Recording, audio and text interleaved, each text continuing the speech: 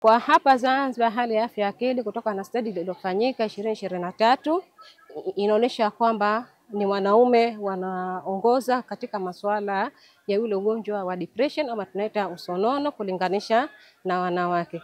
Wanaume hawapendi kuelezea zile shida zao.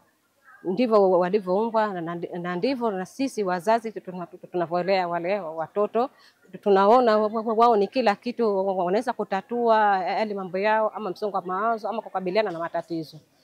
Pamoja na Wizara ya Afya na Kidonge Chekundu Hospital tumefanya huduma za afya ya akili kupatikana kwa urahisi Unguja. Sasa tunajiandaa kufungua hospitali ya Pandani Pemba. Pamoja tutaweza kutoa huduma za afya ya akili na kuboresha huduma hii ndani ya Unguja na Pemba. Huo ndio mwelekeo wetu HIPS. Tumesema Mungu akitujalia tutaanza kutoa huduma ya afya ya akili makazini.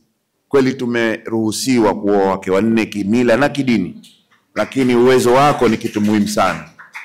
Kwa hivyo sasa kabla hujafanya mambo yaliyofanyika kwenye familia yako, ujipange huku na huku vile vile. Kwa sababu huduma imeharibika, watoto walikuwa wanaenda shule vizuri, wakaanza kuvuta bangi, wakaanza kwenda mental na vitu ambavyo vilikuwa viko nje. Kuna swala zima la parenting. Ikiwa umeshindwa kumshughulikia mwanao, basi utakuwa masuli kwa Mungu.